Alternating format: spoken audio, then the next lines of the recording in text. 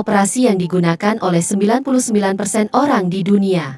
Namun, di Shenzhen, Huawei baru saja meluncurkan PC baru yang tidak lagi menggunakan Microsoft.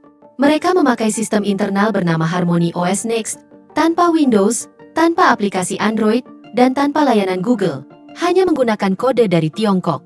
Keputusan ini bukan hanya untuk mencari alternatif, tetapi karena mereka harus melakukannya setelah bertahun-tahun terkena sanksi Amerika Serikat. Huawei menyadari bahwa bergantung pada teknologi barat adalah risiko.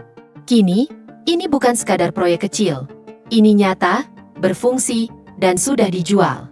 Jika Huawei tidak lagi butuh Windows, apa artinya bagi kekuatan Microsoft di pasar PC Tiongkok yang mencapai 400 juta unit? Data dari IDC menunjukkan bahwa pangsa pasar Windows di Tiongkok turun dari 82% pada 2020 menjadi 72% pada awal 2024, sebagian besar karena kebijakan pemerintah dan munculnya alternatif lokal. Peluncuran Harmony OS Next pada MacBook XP Pro adalah langkah penting dalam tren ini.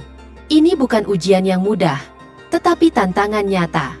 Sementara Satya Nadella tidak memberikan komentar, Microsoft secara diam-diam membuka pusat R&D di Beijing pada Januari 2025 untuk menghadapi penurunan dominasi sistem operasi mereka di pasar global. Pertanyaan yang lebih penting adalah bukan hanya mengapa Huawei meninggalkan Windows, tetapi apakah perusahaan lain akan mengikuti.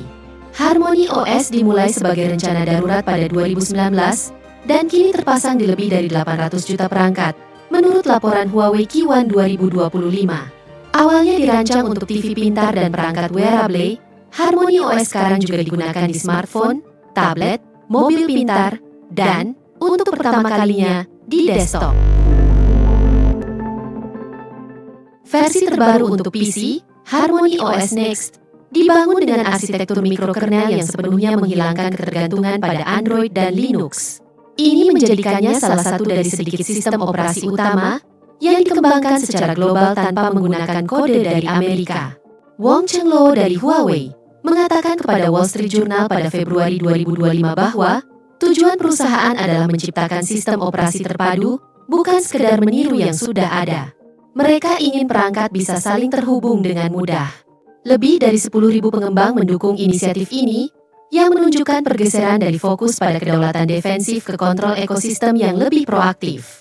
Namun, apakah Harmony OS benar-benar siap untuk digunakan di perusahaan? Ataukah ini masih eksperimen yang berkembang terlalu cepat? Harmony OS Next bukanlah tiruan. Ini adalah platform baru yang dirancang untuk chip Tiongkok, akselerator AI dan pemrosesan terdistribusi. Berbeda dengan Windows yang membawa kompatibilitas lama, atau Mac OS yang berbasis kernel Unis, Harmony OS menggunakan kernel mikro milik Huawei yang lebih aman, dengan hanya 1000 titik lemah dibandingkan kernel tradisional. Ini membuatnya lebih tahan terhadap serangan, meskipun masih ada keterbatasan dalam verifikasi independen. Uji kinerja oleh Pusat Pengujian Perangkat Lunak Tiongkok menunjukkan hasil yang positif. Pada Maret 2025, pengujian menunjukkan bahwa sistem baru Huawei bisa booting 32% lebih cepat daripada Windows 11 pada perangkat keras yang sama dan menggunakan 29% lebih sedikit memori saat multitasking. Namun, ekosistem driver dan aplikasi mereka masih belum berkembang, dengan hanya 4.200 aplikasi asli tersedia, sedangkan Microsoft memiliki 669.000.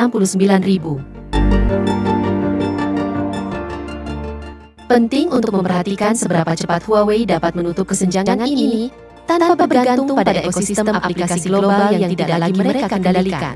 Ulasan awal tentang PC yang menggunakan Harmony OS menunjukkan pengalaman yang mulus, tetapi terasa sepi, seperti menggunakan sistem operasi di dunia paralel. Menurut pengujian oleh Teknode, waktu booting rata-rata adalah 8,7 detik, dan perpindahan antar aplikasi memiliki latensi di bawah 50 milidetik, lebih baik daripada mesin Windows berbasis Intel dengan harga yang sama.